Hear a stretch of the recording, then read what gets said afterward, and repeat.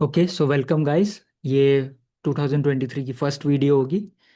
And video के starting में मैं जो डिस्क्लेमर देता हूँ वो फिर से दे देता हूँ।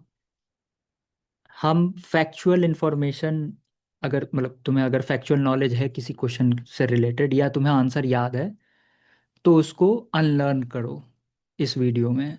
मतलब वो फिर ही तुम समझ पाओगे कि हम क्या सीख रहे हैं। ठीक है, सो हमारा फोकस लॉजिक पे है। सो अगर तुम्हें आंसर याद है तो उसे भूल जाओ और फिर सॉल्व करना मेरे साथ। ठीक है, सो तुम किस ऑप्शन को तुमने टिक मारा है, क्यों मारा है, ये ज़्यादा क्रूशियल है हमारी वीडियो में ये सीखना, एज कंपेयर टू कि तुमने कितनी जल्दी तुम आंसर पे पहुंचे हो। ठीक है, so first thing. Second is कि मैं सब्जेक्ट एक्सपर्ट नहीं हूँ। मैं बस ये सिखा रहा हूँ कि उन 2 घंटों में तुम्हारा माइंडसेट क्या होना चाहिए, तुम्हारा अप्रोच कैसा होना चाहिए क्वेश्चन को लेके, पेपर को लेके, इन चीज़ों को लेके इन जनरल। ठीक है, सो न तुम सब्जेक्ट एक्सपर्ट हो अभी, न मैं हूँ। हम दोनों ही फैक्चुअली गलत हो सकते हैं, हमें उस हिसाब से सोचना ही नहीं है। हो सकता है हम दोनों को एकदम ऑब्वियस कोई फैक्ट हो बट हम प्रिटेंड कर रहे हैं कि हमें नहीं आता, तो फिर हम हवा में कुछ बकवास कर रहे होंगे। वो गलत हो सकता है फैक्चुअली, बट उसके लिए चिल मारना। अभी हम कुछ और चीज़ पे फोकस कर रहे हैं। ठीक है, सो उस बेसिस पे जज करना, उस बेसिस पे पेपर सॉल्व करना है। Okay, so this being said start करते पेपर। एंड 2023 का जो सबसे पहला क्वेश्चन हमें करना है वो है question number 9, SAARC. I hope दिख रहा होगा। Question number 9 SAARC, read and attempt it. तुम्हें पता है वो सही सर्कल्स कीवर्ड करने हैं वगैरह वगैरह जो भी हैं वो सब करना है। सो एकदम ऐसे अटेम्प्ट करो जैसे एक्चुअल पेपर में आया है ये। Do it.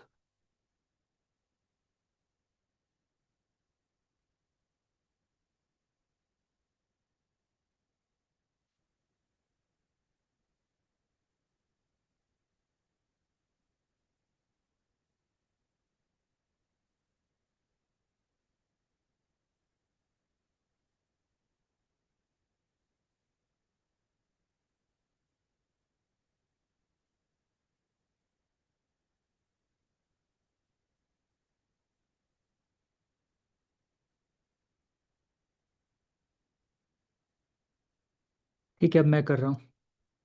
अगर अभी तक नहीं किया तो वीडियो पॉज कर लेना। Which of the following are the objectives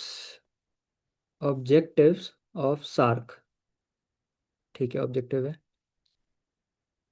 to promote the welfare of the peoples of South Asia and to improve quality of life। अब देखो, ऑब्जेक्टिव ऑफ सार्क तो मुझे नहीं लगता कोई भी रट के घर से सीएपीएफ के पेपर में गया होगा इस साल या किसी भी साल या कभी भी। सो ये सॉल्व तो ऐसे ही होगा हमारी टेक्निक्स के थ्रू।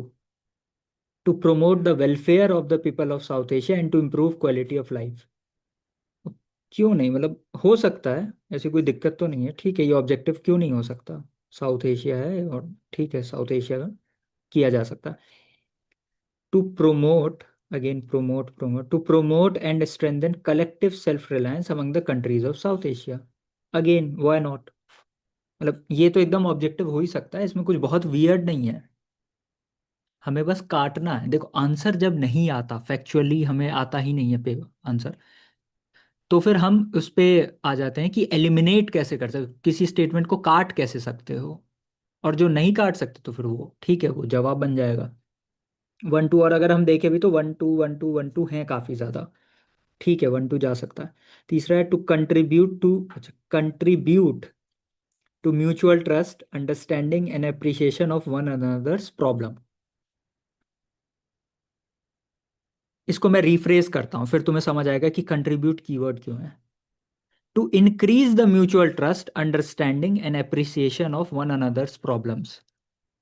टू इंक्रीज, अब ये थोड़ा सा डाइसी हो रहा है कि इंक्रीज करना म्यूचुअल ट्रस्ट ये सब। ठीक है, ये हो सकता है, हो सकता है ना हो, मतलब ज्यादा चांसेस तो अभी भी इसी चीज के है कि ये भी होगा। बट जब मैं लिख दूंगा इसे to contribute to mutual trust, यार कंट्रीब्यूट कौन नहीं कर रहा है।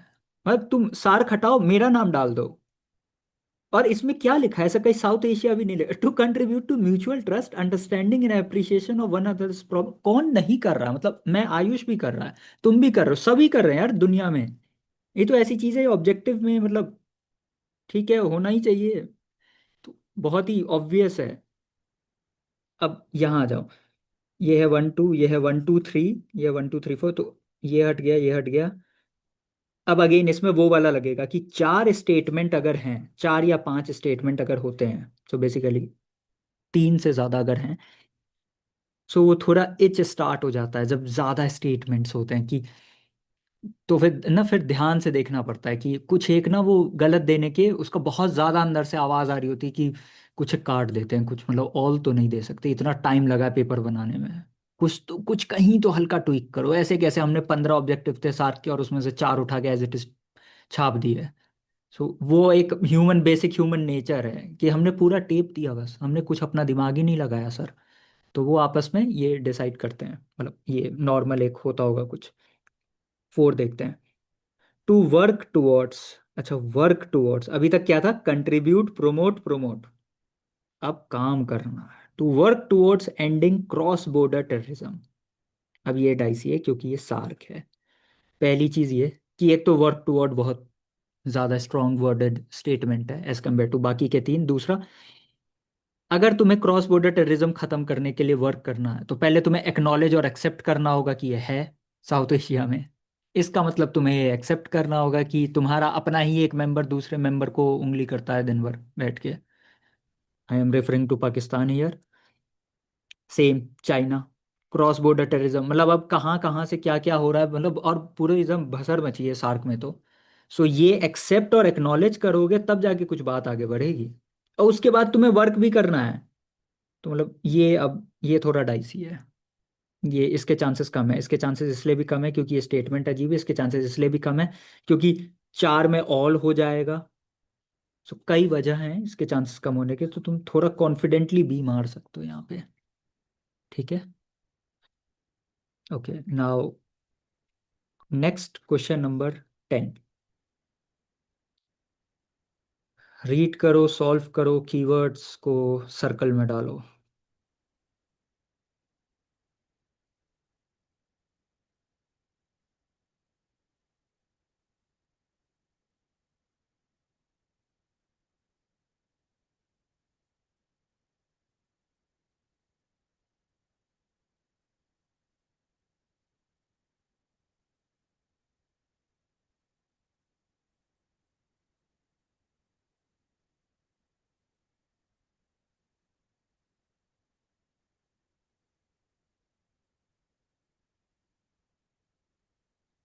ओके, अब मैं कर रहा हूँ। Pure demineralised water, demineralised water free from all soluble mineral salts is obtained by which of the following methods? इतना एम्फेसिस डाला गया है ना इस पे। प्योर हटा के एक बार पढ़ो। Demineralised water free from all soluble salts is obtained by fish. अभी भी सही है, प्योर अलग से लिखा गया सिर्फ एम्फेसिस डालने के लिए। या फिर ऐसे करो, pure demineralised water is obtained by which of the following methods. यहाँ भी ठीक है। Free from all soluble mineral salts, एक ही चीज को घुमा घुमा के तीन बार लिखी गई है, इतना एम्फेसिस डाला गया है। ये तुम्हें फील होना चाहिए जब तुम इसको रीड कर रहे हो। इसके लिए कोई बहुत फैंसी इंग्लिश या बहुत ज्यादा समझ की जरूरत नहीं है। पूरे कोर्स का, पूरे क्लास का मतलब ही, पर्पस ही यही है कि जब तुम रीड करो तो तुम्हारा दिमाग चीख चीख के बोले भैया बहुत ज्यादा जोर डाल दिया यूपीएससी ने। Pure demineralised water free from all soluble mineral salts, ठीक है, is obtained by which of the following method. अब उस भारी वजन के साथ कि एकदम कोई गलती की गुंजाइश ना हो उस पानी में, ऑप्शंस देखो। Passing water through micro filtration membrane, good. Micro level पे फिल्टर कर दिया, बट अभी भी नॉट दैट गुड। क्योंकि free from all soluble mineral salts, भाई इसका मतलब है कि तुम एकदम मतलब मॉलिक्यूल लेवल पर भी कुछ ना गंदा रह पाए। मेरे को H2O चाहिए, कोई तीसरा कुछ हल्का फुल्का थोड़ा बहुत कुछ भी ना रहे। ये कैसे इंश्योर करोगे? ये माइक्रो लेवल पे फिल्टर कर देने से दाल नहीं गलने वाली आज। और कुछ और नीचे जाना होगा, ये नहीं चलेगा। कैलगन्स मेथड नहीं पता, ठीक है, मतलब हो सकता है कुछ हो। ये डी देखो बाय बॉइलिंग काट दो। ये तो ना, ये नहीं, मतलब ये अभी बहुत नेक्स्ट लेवल, ये सवाल की जो डिमांड है वो अलग लेवल की प्योरिटी मांग रहा है। सी देखते हैं। Passing water through a cation exchange and an anion exchange resin bed. हाँ, ये हो सकता है। बेसिकली पॉजिटिव नेगेटिव चार्जेस को ही पकड़ के वो एकदम अलग अलग करके उसको पानी को साफ कर रहा है। सो ये पॉसिबल है, ये कुछ ऐसा मेथड है जो आयंस के लेवल पे साफ कर देगा। मतलब समझ रहे हो? तो ये है वो जो मॉलिक्यूल लेवल पे एकदम पानी को साफ कर देगा, एकदम free from all soluble mineral salt कर देगा। सो अब कैलगन्स मेथड नहीं पता, और सी मेरे को ठीक ठाक लग रहा है। मतलब मैं ऑलमोस्ट श्योर हूँ कि सी सही है, तो फिर सी मारा जा सकता है। कैलगन्स मेथड नहीं भी आता कोई इशू नहीं है। वैसे भी ए और डी तो हम हटा ही चुके हैं, तो अब मारना तो है ही। Okay, so that was 10। तुम देखो, लैंग्वेज बस फील करनी है उसको, हल्का फुल्का तुम्हें वो अंदर से आवाज़ आनी शुरू हो जाएगी कि यहाँ पे कुछ बहुत ज़्यादा एम्फेसिस डाला गया है, कुछ एक्स्ट्रा एफर्ट डाला गया है इसको समझाने में, करवाने में। ठीक है, नेक्स्ट है 12। करो।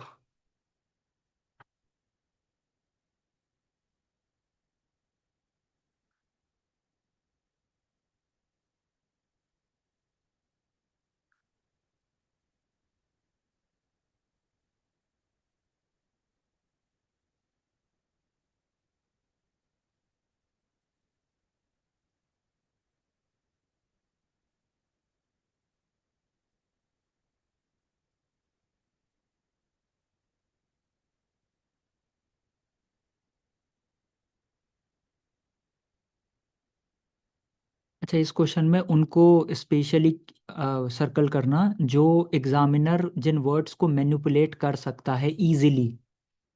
दो तरह के हम लोग चीज़ें सर्कल करते हैं। एक तो लैंग्वेज जो वियर्ड लग रही है, आउट ऑफ द प्लेस लग रही है, वो ताज़ा हरी मिर्च वाला बताया था ना वो। या फिर तुम दूसरा वो करोगे जो ऐसे इंक्रीज का डिक्रीज कर दिया, इसका वो कर दिया, लॉन्ग का शॉर्ट कर दिया, ऐसे।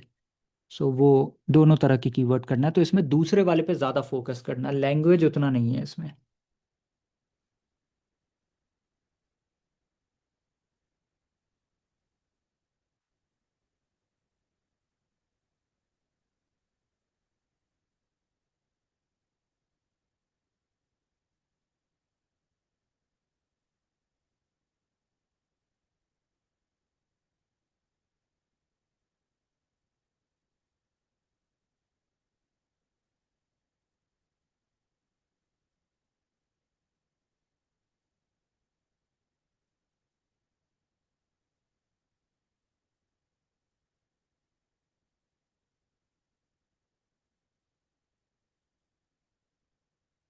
ओके, मैं कर रहा हूँ। Which one of the following statements is not correct regarding setting of cement? ठीक है, सीमेंट बैठा रहे हैं। The addition of a small percentage of gypsum lengthens, अच्छा lengthens the setting period of cement. ठीक है, वो शॉर्टेंस होगा, हो सकता है लेंदेन हो। ठीक है। According to the collateral, gels of hydrated silicates are formed and when the gels harden, the set cement loses strength। हो सकता है gains strength हो। और तो मुझे कुछ ऐसा लग नहीं रहा इसमें। Try calcium silicate is responsible for initial setting of cement. हो सकता है लेटर सेटिंग ऑफ सीमेंट हो। ठीक है। तो अभी तक कुछ ऐसा मिल नहीं रहा है। Fourth, di calcium silicate and tri calcium silicate, अच्छा यही वाला अगेन सेम है, are responsible for the final strength which occurs in about a year. Tri calcium silicate मेरे को नहीं पता, आज पहली बार नाम सुना है। मतलब जब पेपर दिया तो ये इनिशियल सेटिंग और फाइनल स्ट्रेंथ, ये दोनों के लिए कैसे रिस्पॉन्सिबल हो सकता है? अब इसमें से कोई एक सही है एक गलत है। वो पूछ रहा है नॉट करेक्ट, ए और बी तो वैसे ही हटा दो, इन्हीं सी और डी में से कोई एक मारो। मोस्ट प्रोबेबली इन्हीं दोनों में से कोई एक सही एक गलत होगा ना। तो इसमें थोड़ा सा रिस्क ले लो, मार दो जो मन है सी और डी में से। ठीक है। आई होप ये समझ आया होगा। मतलब यूपीएससी ने खुद ही थोड़ा सा ब्लंडर कर दिया यहाँ पे। सो दैट वाज 12। 14 में थोड़ा ना अपना क्रिएटिव माइंड लगाओ।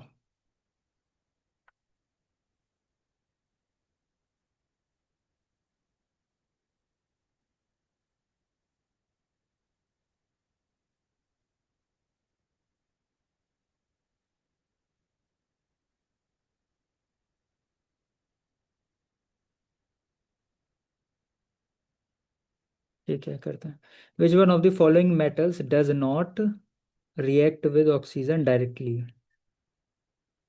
अच्छा, वो एकदम ही रिएक्ट नहीं करता है, ये कहना चाह रहा है वो। ये फील हुआ। It does not react with oxygen directly.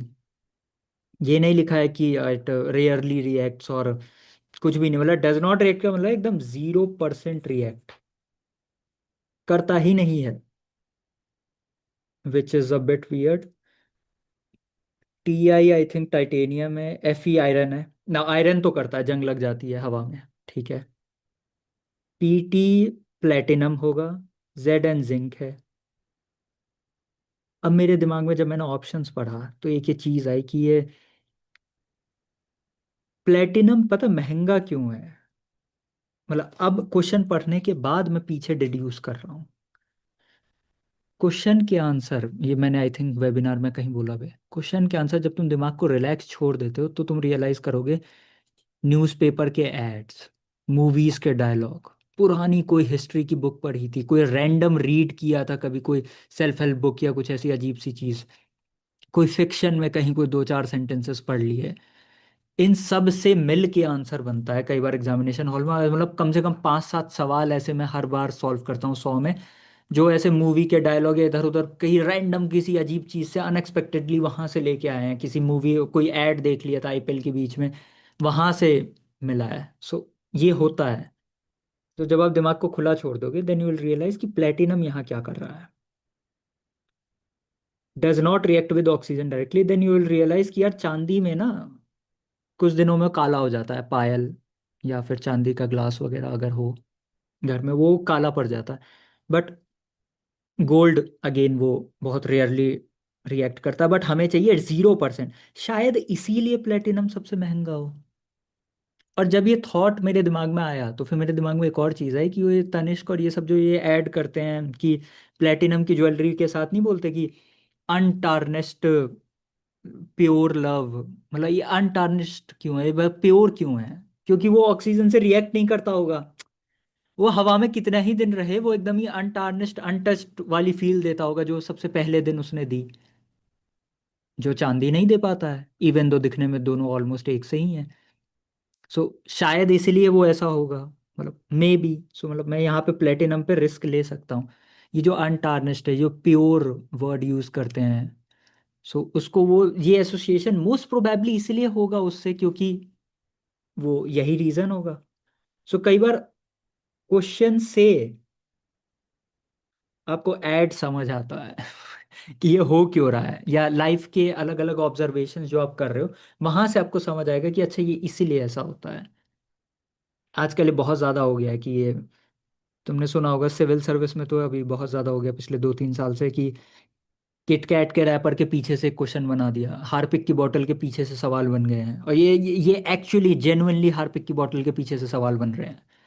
मतलब वो उस पर बीपीए लिखा तो वहां से बना दिया, कुछ अजीब सा कहीं कुछ रीड कर लिया वहां से बन गए। तो ये अब सब ये चीज़ें हो रही हैं। सो दिमाग को थोड़ा खुला रखो। फर्स्ट राउंड में नहीं हुआ, सेकेंड राउंड में जाओ, छोड़ दो दिमाग को और फिर सोचो कि क्या हो सकता है। वैसे भी जब तुमने आयरन हटा दिया तो फिर तो कुछ ना कुछ तो मारना ही है। ठीक है।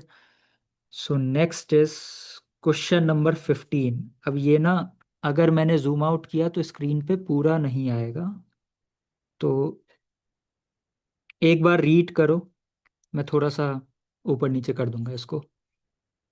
Question number 15।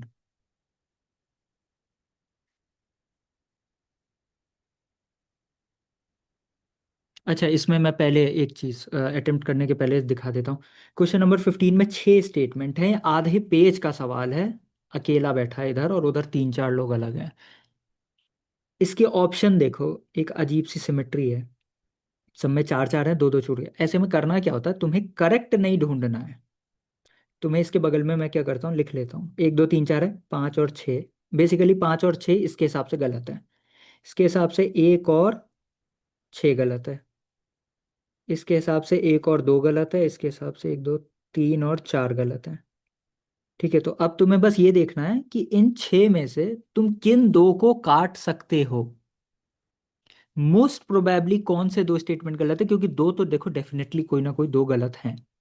तो अब तुम इस माइंडसेट से अप्रोच करो, क्योंकि रटा हुआ तो किसी को भी नहीं होगा इतना कॉम्प्लेक्स क्वेश्चन। सो स्टार्ट करो।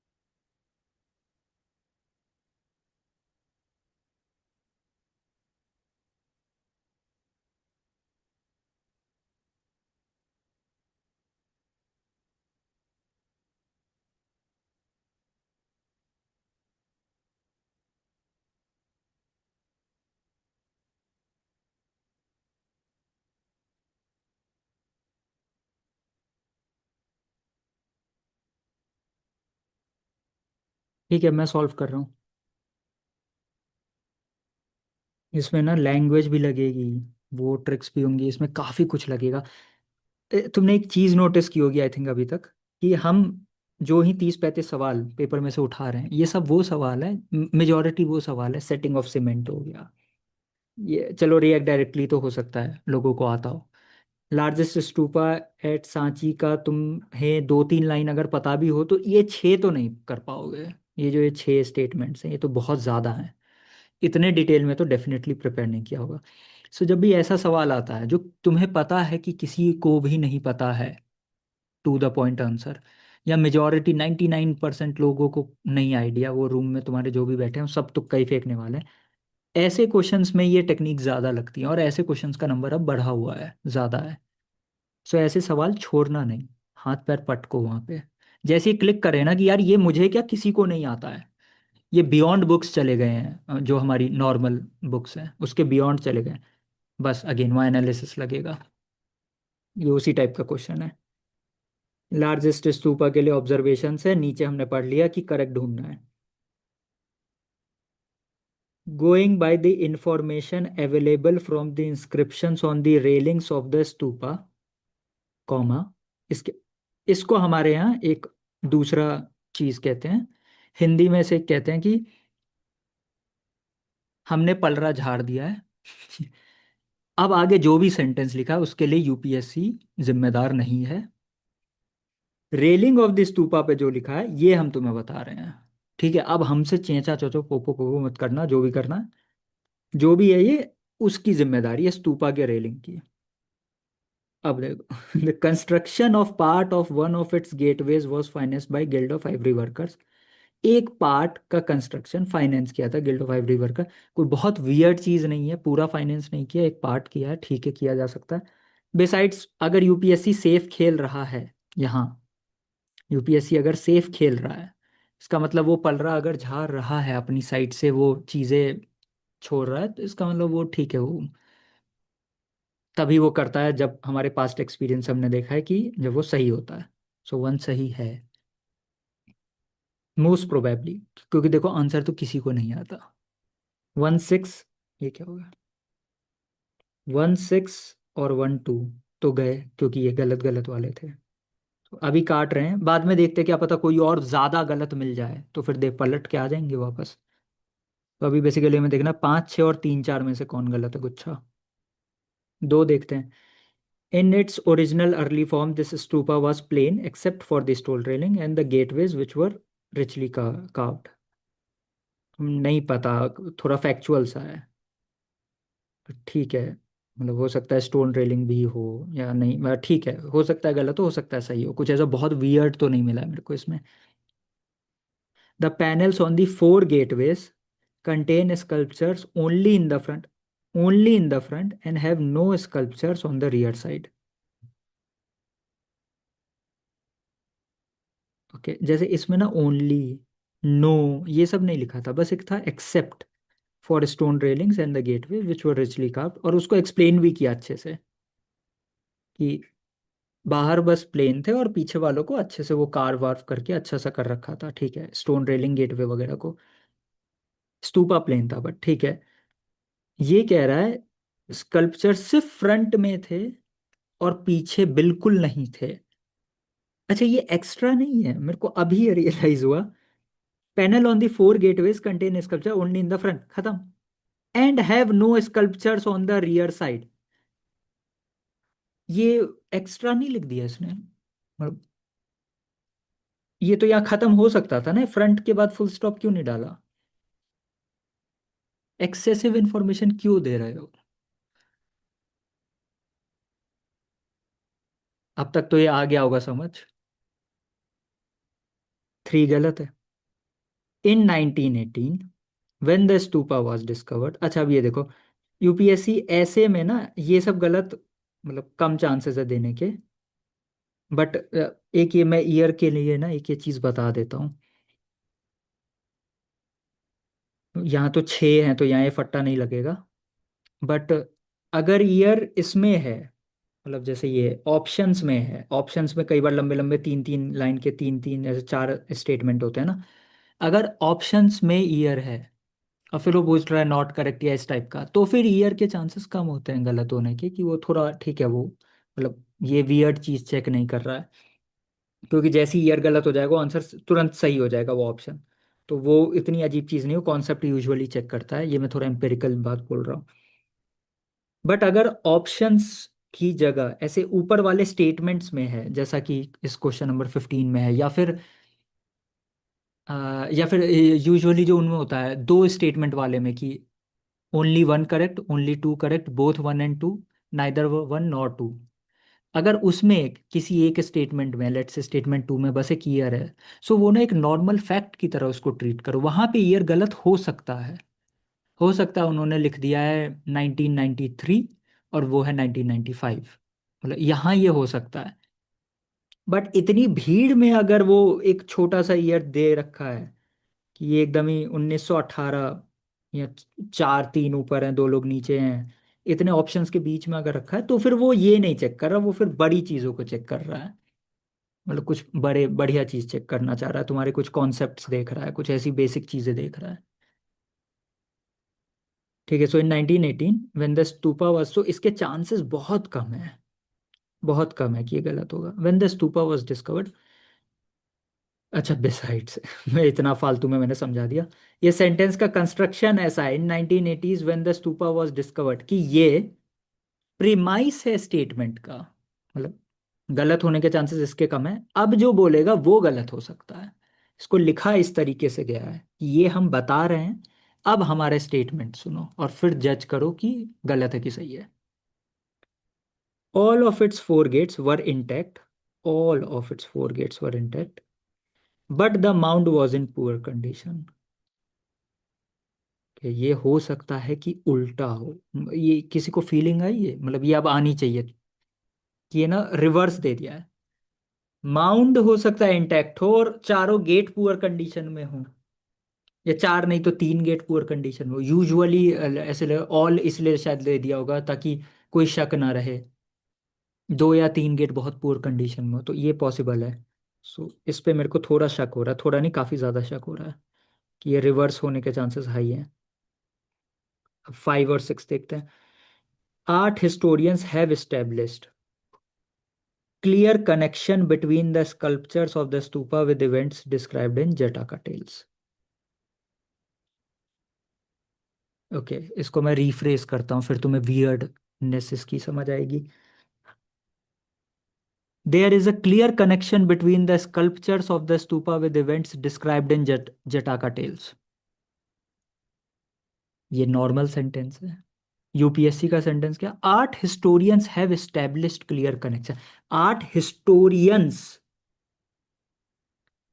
कोई दो, चार, 500, 1000 में से ने कर दिया स्टैब्लिश क्लियर कनेक्शन, बाकी एग्री नहीं कर रहे, तो भी ये चल जाएगा। बिसाइड्स ये वही है कि यूपीएससी पलड़ा झाड़ रहा है अपना, कि भाई हमारा नहीं, वो उनसे जाके पूछो, हमने उनसे टेपा है, उनकी बुक से आंसर टेपा है, तुम उनसे जाके लड़ो, तुम्हें लड़ना है तो। ये सही है, ये गलत नहीं हो पाएगा। सेम लॉजिक वन वाले के साथ, one state. 6 war scenes have also been depicted in these sculptures. भाई करो, क्यों नहीं।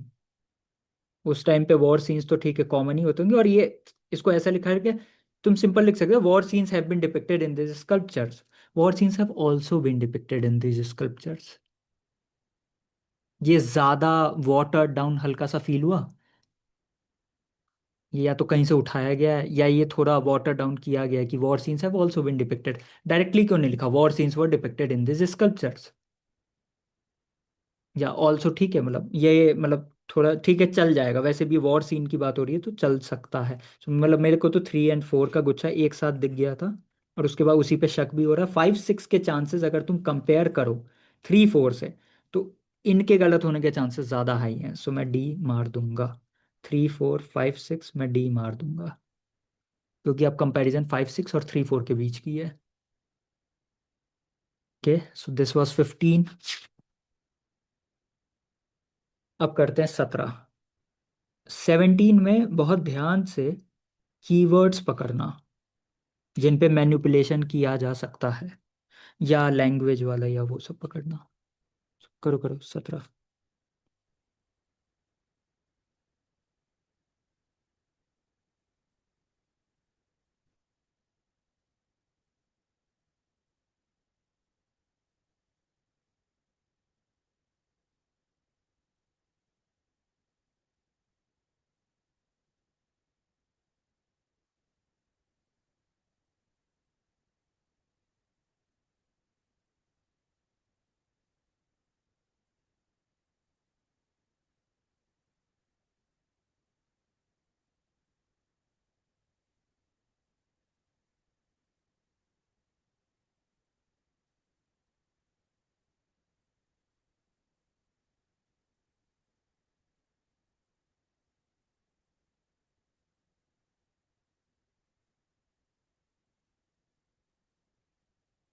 ठीक है, मैं कर रहा हूँ।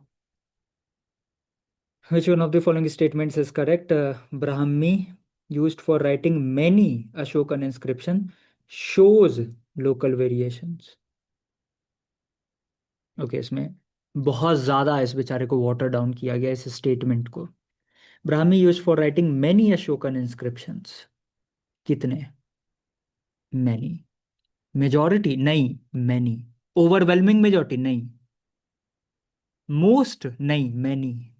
अरे कितना मैनी? 500 में से 5 मैनी होता है, हो सकता है। 500 में से 50 मैनी होता है, हो सकता है। 450, हाँ ये भी हो सकता है। मैनी, मतलब ये पावर है मैनी की, कहीं भी आ जाता है। ये सब ओनली मेजॉरिटी इन लोगों के पास नहीं है। Many Ashokan inscription shows local variations. It doesn't has local variations. It shows local variations. ये पकड़ पा रहे हो? उसमें लोकल वेरिएशन है, वो दिखा रहा है लोकल वेरिएशन। अरे डेफिनेटली सही है। मतलब मैं अभी, हाँ और आगे पढ़ेंगे चिल मारो बट ये यहीं पे बात खत्म हो गई है, मतलब इतना सेफ कौन खेलता है। अब ठीक है। Second, system of hieroglyphic writing, okay समझ गया।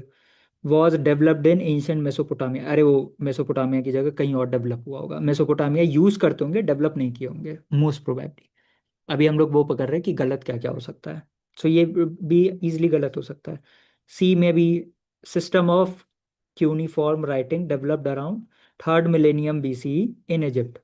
अगेन इजिप्ट में डेवलप नहीं हुआ होगा, रिफाइन हुआ होगा, या हो सकता है यूज ही नहीं करते हो, ऐसी हवा में इजिप्ट लिख दिया, या इन दोनों को क्रॉस कर दिया गया हो। ये मेसोपोटामिया, वो इजिप्ट हो। मेरे को आंसर नहीं पता, मैं हिस्ट्री का टीचर नहीं हूँ। मुझे आंसर पता भी होगा तो मैं तुम्हें बताऊंगा नहीं। मैं बस ये बता रहा हूँ कि मेरा काम है इस कोर्स में 2 घंटे में सोचते कैसे हैं ये सिखाना। वहां पे तुम्हें नहीं पता है कि क्यूनिफॉर्म और हायरोग्लिफिक राइटिंग क्या होता है, तो मैं भी अभी वैसे ही सोचूंगा। एक और चीज, 3rd मिलेनियम BC नहीं होना चाहिए। देखो मैंने कहा था कि ईयर गलत नहीं देता, बट टाइम फ्रेम ना तुम्हें ऐसे मोटा माटी पता होना चाहिए। अगर 300 BC को UPSC 300 AD कर दे, तो तुम्हें ये फील होना चाहिए। ठीक है, इतना नहीं होना चाहिए कि एरा चेंज हो गया है, मतलब 200 BC लिखा है और वो काम हुआ है 500 AD में या 300 AD में। तो ये ना, ये इतना टाइम का सेंस होना चाहिए, इतना वो एक्सपेक्ट करता है हमसे। सो थर्ड मिलेनियम भी गलत हो सकता है, बट ज़्यादा चांसेस तो देखो इजिप्ट के ही हैं। तो सी भी गलत हो सकता है। D, an ancient script Kharosthi was widely use in the southern part. अब सदर्न गलत हो सकता है, सदर्न पार्ट ऑफ इंडिया। हो सकता है नदर्न हो, नॉर्थ ईस्ट हो, नॉर्थ वेस्ट हो, सदर्न ना हो। सो ठीक है, बी सी डी में बहुत इजीली गलती हो सकती है। ए वैसे भी हमारा, हमारे टेक्निक्स के हिसाब से एकदम सही जा रहा है। ठीक है, अगला करना है 18। 18 में एकदम अपनी क्रिएटिव थिंकिंग जहां तक जा रही है जाने देना, अपने आप आंसर आएगा तुरंत। और अगर आंसर याद है तो जस्टिफाई करना कि यही आंसर क्यों है और बाकी के तीन क्यों नहीं हो सकते, या मतलब बाकी के तीन में इतना कुछ वियर्ड क्यों नहीं है। Do it.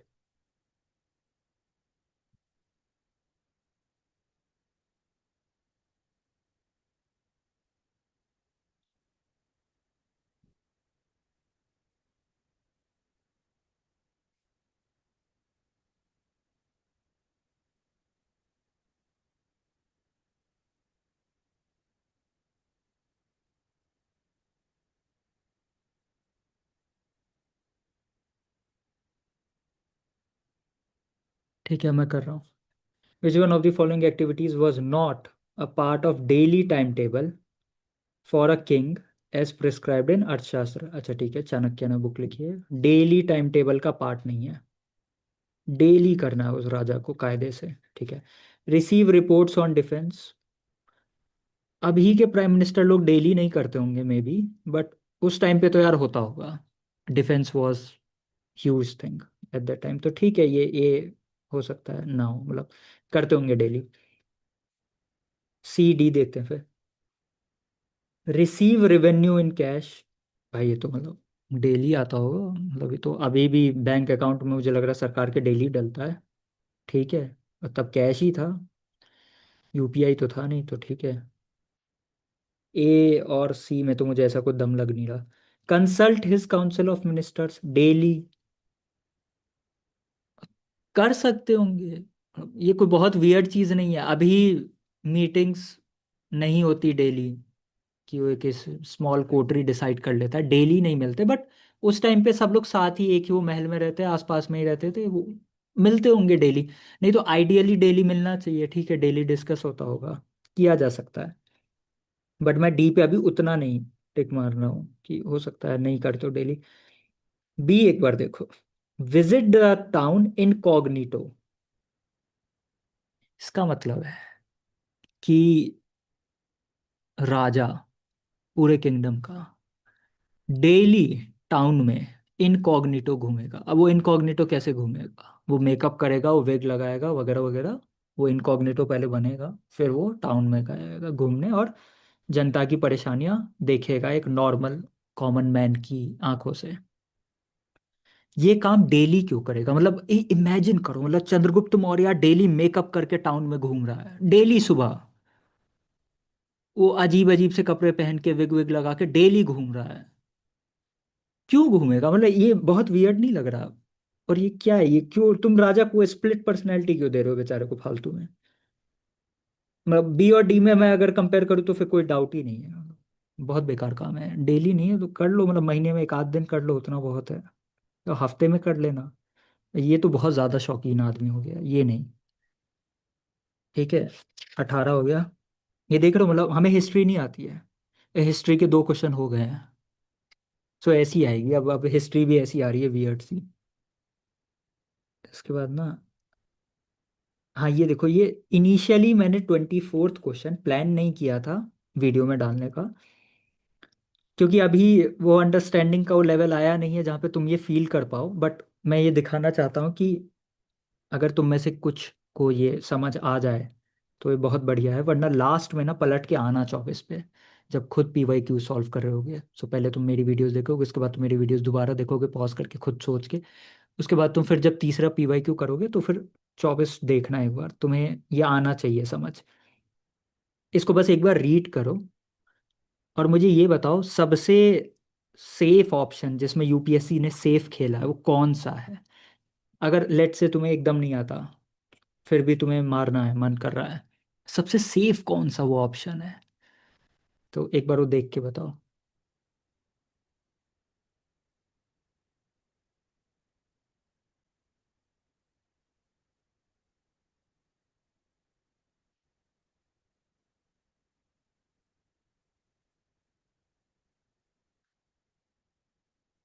Okay, video pause कर लो, मैं कर रहा हूँ। इन सम वायरल इन्फेक्शंस, ठीक है, some viral infection number of platelets are reduced quickly. हाँ, आई थिंक डेंगू में होता है। So platelets are essential because, okay, so ये है question, platelets are essential because they along with RBC carry oxygen. नहीं पता। Platelets are important to carry food to cells through blood. ठीक है, सो platelet oxygen carry करता है, platelet खाना carry करता है। Platelet remove CO2 from blood, platelet CO2 हटाता है। Platelets have a role in blood clotting, platelets have a role in blood clotting. Platelets blood clotting करता है? नहीं। वो कर क्या रहा है? वो बस खड़ा है उस रूम में।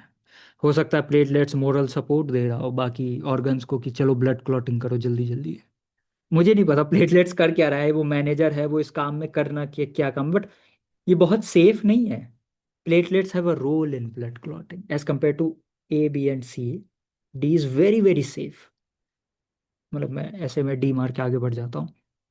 अभी ये मे बी मैं एक्सपेक्ट नहीं कर रहा कि तुम्हें एकदम तुरंत क्लिक करेगा, बट हाँ, डाउन द लाइन, आज से 10 दिन बाद, 20 दिन बाद, ये हल्का फील होना चाहिए कि डी ना है, थोड़ा ज़्यादा सेफ खेल गया यूपीएससी।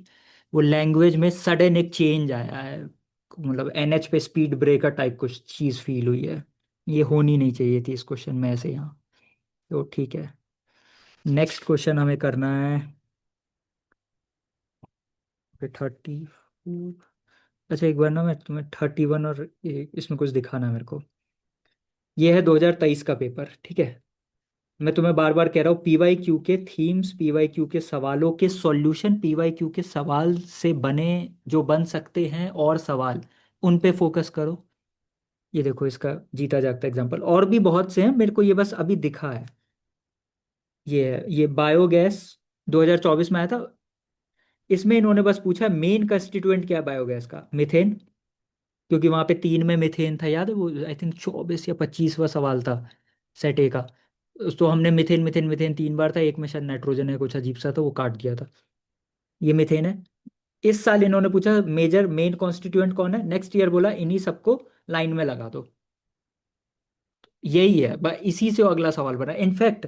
इसी पेपर में मैंने पीछे कहीं छोड़ दिया, 2023 में एक है G20 में इंडिया का वो मेन थीम क्या था, उसमें एक है DIP, डिजिटल इंफ्रास्ट्रक्चर, वो सेम जो UPI, वो UAE में, यूनाइटेड अरब एमिरेट्स, वो UAE के क्वेश्चन में था कि किस पे MOU साइन हुआ है। सो अगर 2023 में DPI पे था सवाल कि G20 में इंडिया ने इस पे फोकस किया है, तो उसी को 2024 में, अगर तुम्हें पता है ये तुमने 2023 का PYQ किया है, तो 2024 में उसी पे, क्योंकि अभी गवर्नमेंट का उसी पे फोकस है, फिर 2024 में मीट हुई फरवरी में। सो जस्ट खत्म हुआ और फिर मीट हुई है G20 के बाद। सो क्यों नहीं हो सकता, मतलब 2024 में हुआ होगा UAE के साथ उसी पे साइन। सो इसलिए भी PYQ ज़रूरी है। वो तुम्हें ये बताते हैं कि वो तुम्हें एक्स्ट्रा इन्फॉर्मेशन दे देंगे कि अच्छा ठीक है, इससे ये निकल सकता है, इससे ये चीज़ें हो सकती हैं। सो जब तुम पेपर दे रहे हो तो क्लिक करता है। ठीक है, सो बस 31 में को इसलिए दिखाना था। अच्छा, 34 में एक वियर्ड चीज़ है, तुम्हारा ध्यान जाए तो ठीक है, नहीं तो ये वीडियो का ऐसे मतलब पार्ट मत समझना, इसको बस देख लो। मेरे को बहुत अजीब सा लगा ये ऑप्शन की सेटिंग देखो। 2.1, 3.0, 4.1 सेकेंड्स, और फिर सीधा 30 सेकेंड, और वो भी ए है 30 सेकेंड। सो 30 तो देखो नहीं होगा। अगर तीन इतने छोटे अमाउंट हैं तो फिर सडनली 30 सेकेंड क्यों ही आंसर होगा, मोस्ट प्रोबेबली इन्हीं में से होगा। बट 30 ही क्यों दिया, जब उन्हें इसका इन सबका कुछ ऐसे 8 गुना, 10 गुना, 15 गुना देना था तो कुछ भी दे सकते थे, 40, 10, 50 कुछ भी दे देते, 10 बस दे देते, 6, 7, 8 कुछ भी दे देते, 30 ही क्यों दिया? इसका मतलब कहीं ना वो 10 का फैक्टर आ रहा होगा आंसर में, कि 10 टाइम्स कोई एक बच्चा मल्टीप्लाई कर दे, या एक पॉइंट इधर से इधर कुछ हो जाए, कि वो आंसर आया 300, उसको ये भूल गए यहाँ पॉइंट लगना है, यहाँ कुछ ऐसा कुछ सोच रहा होगा। तो 3, मतलब मैं यहाँ पे ऐसे 3 सीधा मार दूंगा, क्योंकि यार 30 है, वो ए है।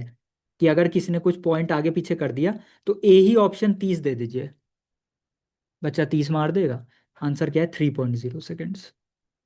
मतलब मैं क्वेश्चन भी नहीं पढ़ूंगा, मतलब मैं ऐसे में कई बार ये कर देता हूँ कि अगर मुझे फिजिक्स की ये न्यूमेरिकल आ ही नहीं रहा, और क्योंकि मैं फुल पेपर अटेम्प्ट करता हूँ, सो अगर मुझे न्यूमेरिकल आता ही नहीं है, कोई फॉर्मूला वगैरह नहीं है, तो मैं ऐसे करके ना कुछ ऐसे ढूंढ के मार सकता हूँ। इसी को लोग बोल देते हैं ब्लाइंड गेस। मेरे लिए कुछ भी ब्लाइंड नहीं है। वो थ्री शोल्ड क्रॉस हो गया है। सो ये मैं एक बस ग्लिम्प्स दे रहा था कि मैं ब्लाइंड गेस कैसे खेलता हूँ। ऐसे दिख गया, ऑल दो ये उतना ब्लाइंड है नहीं। तो मैं ब्लाइंड ब्लाइंड खेलना, इन सब में खेलो, और सब में ही लॉजिकल होता है हमेशा। खैर वो छोड़ो, 36 करते हैं, 36 सॉल्व करो, मतलब पढ़ो सोचो जो भी करना करो।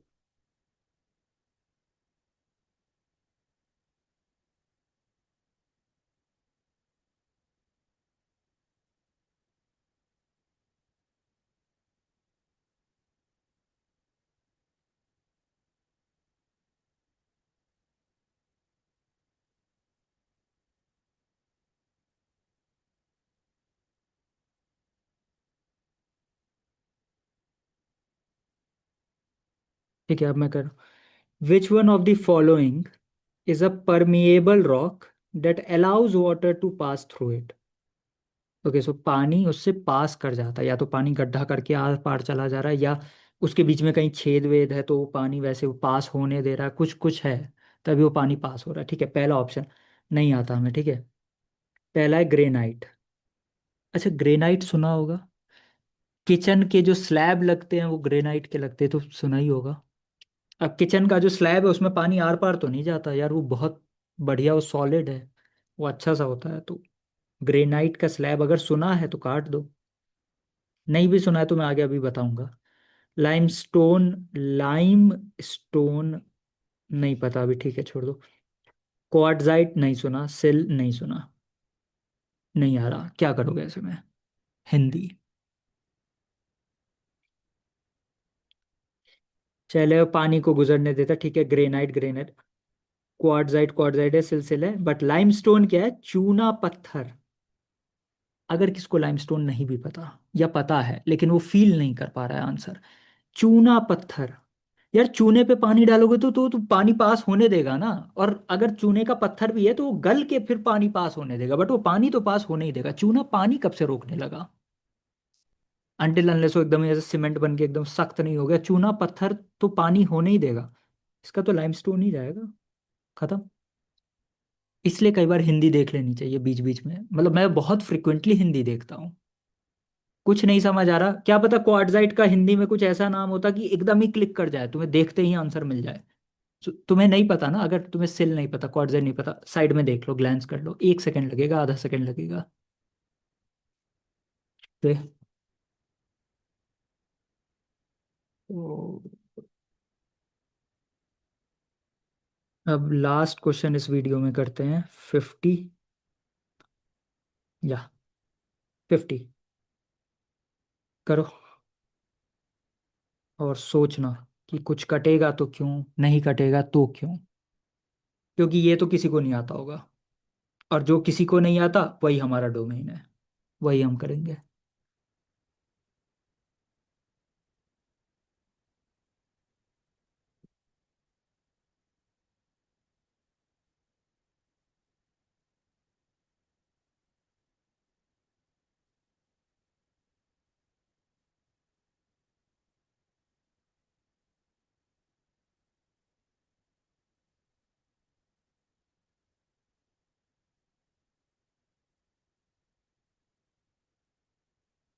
चलो अब मैं करता हूँ। Which of the following is are not an official language or languages of the United Nations. एक बार ना कभी ये मेरे साथ हुआ है, कोई तो पेपर था, यूपीएससी था, किसका था, वो ना लैंग्वेज के बाद ना ब्रैकेट में एस लिखना भूल गए थे। मैंने सट से वो आंसर मारा जिसमें सिर्फ एक ऑप्शन था। कि देखो अब या तो वो क्वेश्चन कैंसिल होगा क्योंकि तुमने ग्रामेटिकल मिस्टेक की है, नहीं तो फिर मैं जीत गया, मैं बात खत्म। तुम एस लिखना भूले कैसे? ये तो तुम्हारे सर दर्द है, मतलब मैं नहीं, अब मैं कुछ नहीं देखूंगा, मैं 1 2 3 4। बट यूपीएससी ऐसी गलती मुझे नहीं लगता कभी की है उसने, एटलीस्ट पिछले 4 5 साल में तो नहीं की है। बट ठीक है, मैं मेरा दिमाग ऐसे इन सब चीज़ों पे भी बहुत ज़्यादा सोचता है, बीच एग्जाम में फर्स्ट रीडिंग में ही चला जाता है, तुम्हारा भी चला जाएगा, बस थोड़ी प्रैक्टिस चाहिए। सो ठीक है। Not an official language of the United nation. अब यूनाइटेड नेशन का लैंग्वेज दो ही क्राइटेरिया होंगी यार, एक तो या तो बहुत ज़्यादा लोग बोलते हैं हिंदी चाइनीज, मतलब हो सकता है ये लोग हों, मतलब ये सब लैंग्वेज हों, इंग्लिश बहुत ज़्यादा लोग बोलते हैं, या फिर अच्छा हिंदी चाइनीज ये सब भी तब होंगी जब बहुत ज़्यादा लोग हिंदी बोलते हैं प्लस ये लोग कुछ और नहीं बोलते। Make sense? तो फिर तुम उसको ऑफिशियल बनाओगे। अधिकतर अगर हिंदी बोलने वाले लोग इंग्लिश और बाकी की चीज़ें भी बोल सकते हैं तो फिर तो फिर इंग्लिश में ही काम चल जाएगा ना।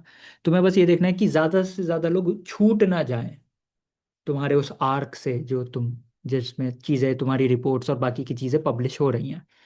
सो ये एक मेन इशू है। सो ठीक है, एक तो ये होगा कि ज़्यादा लोग बोलते हैं, दूसरा ज़्यादा देशों में लोग बोलते हैं, सो तुम ज़्यादा टच कर पाओगे कंट्रीज को। सो यही दो आई थिंक क्राइटेरिया होनी चाहिए मोटा माटी, मेरे को नहीं पता, आंसर नहीं पता एक्चुअली, मुझे अभी भी नहीं पता, मैं अभी भी तुम्हारे साथ बैठ के तुक्का ही फेंक रहा हूँ। बस मुझे ये पता है फाइनल आंसर क्या है जो यूपीएससी ने दिया है। ठीक है, सो अरेबिक। नाउ अरेबिक बहुत ज़्यादा लोग भी बोलते हैं क्योंकि इस्लामिक कंट्रीज की ठीक ठाक पॉपुलेशन है, प्लस बहुत ज़्यादा कंट्रीज भी बोलती हैं।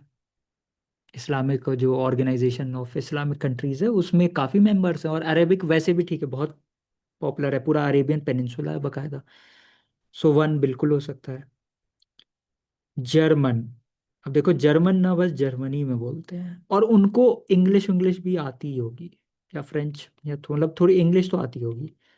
तो इस पे मेरे को थोड़ा शक हो रहा है। इनफैक्ट जब तुम वन देखोगे तो 1 1 1, टू पे थोड़ा शक हो रहा है, बट ओके नीचे चेक कर लेते हैं। जर्मन के चांसेस में कुछ कम लग रहे हैं क्योंकि जर्मनी के बाहर कोई जर्मन जल्दी नहीं बोलता है, एटलीस्ट वो लोग तो नहीं ऐसे थर्ड लैंग्वेज सेकंड लैंग्वेज पे जर्मन बोल सकते हैं, बट फर्स्ट लैंग्वेज जर्मन बहुत कम की होती है कि सिर्फ जर्मन बोलते हैं और जर्मनी के बाहर रहते हैं, रेयरली कोई होगा। तीसरा स्पेनिश। स्पेनिश बहुत ज्यादा लोग बोलते हैं, बहुत जगह बोलते हैं। स्पेनिश सिर्फ स्पेन में नहीं है, पूरा सेंट्रल अमेरिका, सदर्न अमेरिका बहुत ज़्यादा स्पेनिश है, उसके अलावा भी इधर उधर बहुत ज़्यादा फैला हुआ है। स्पेनिश हाँ ठीक है, स्पेनिश कॉलोनीज थी इधर उधर आइलैंड्स पे, तो स्पेनिश भी चल सकता है, स्पेनिश होगा। चाइनीज। चाइनीज के साथ क्या दिक्कत है, जो मैंने पहले लॉजिक दिया। चाइनीज चाइना के बाहर बोलने वाले लोग नहीं मिलेंगे जैसे जर्मन में, बट चाइना के अंदर जो लोग चाइनीज बोल रहे हैं ना उनमें से बहुतों को चाइनीज के अलावा, मतलब मैंड्रिन के अलावा कोई दूसरी भाषा आती ही नहीं है, उनको इंग्लिश भी नहीं आती। तो चाइनीज गवर्नमेंट ने एक काम काफ़ी अच्छा किया है जो Indian government, I think government of India replicate करना चाह रही है, कि सब कुछ उन्होंने अपना मैंडरिन में ही रखा है। सो पूरे पूरे कोर्सेज, पूरा एग्जाम से ऐसे सारा ऑफिशियल नॉन ऑफिशियल सब कुछ, पूरी वेबसाइट सब कुछ चाइनीज़ में है। सो उनको इंग्लिश आती है but as a second language आती है, उसमें से कुछ कोई आती है, वरना चाइनीज़ में वो पूरा काम उनका सब बढ़िया एकदम चल रहा है, एक नंबर। चाइनीज़ भी हो सकता है, इनफेक्ट होना ही चाहिए, काफ़ी ज़्यादा चांसेस है। सो हमसे पूछा था नॉट, मेरे को एक बस एक जर्मन पे शक है और सिर्फ जर्मन ही है, जर्मन मार दिया। ठीक है। और ये 1 और 2 बोल रहा है, बट अरेबिक के चांसेस बहुत कम है, बहुत ज़्यादा लोग बोलते हैं और बहुत अलग अलग देशों में बोलते हैं। सो कुछ नहीं आता था बट बेसिक इन्फॉर्मेशन से सॉल्व हो जाती है चीज़ें कई बार। ठीक है, सो अभी क्वेश्चन नंबर 50 पे एंड करते हैं। नेक्स्ट क्लास में बाकी के देखेंगे, हो सकता है इसमें 3 क्लास लग जाए। और ठीक है, 2023 में वो लॉजिक, 2023 के ना पेपर की थिकनेस उतनी नहीं थी, बट यूपीएससी ऑलरेडी शिफ्ट कर चुका है। 23 से 24 के पेपर वैसे हैं, ऑलरेडी वो शिफ्ट कर चुका है उन सब्जेक्ट्स की तरफ, उन इसलिए कट ऑफ गिरी है 23 और 24 में, 20 20 नंबर हर साल गिर रही है। उसका रीज़न यही कि वो हल्का सा वो शिफ्ट ट्रांसफॉर्मेशन आ गया है, कि फैक्चुअल से अब उस तरफ आते हैं जहाँ पे एनालिसिस लगे। सो ये है। सो क्वेश्चन बहुत छोटा है, देखने वाले को लग सकता है फैक्चुअल हो, बट इसमें कुछ फैक्चुअल है नहीं। तुम्हें बस बैठ के सोचना है, डिड्यूस करना है, लॉजिक लगाना है, आंसर आ जाएगा। Okay, so that's it from my side for today, और अब नेक्स्ट वीडियो में मिलते हैं 50 के आगे क्वेश्चंस करते हुए। बाय।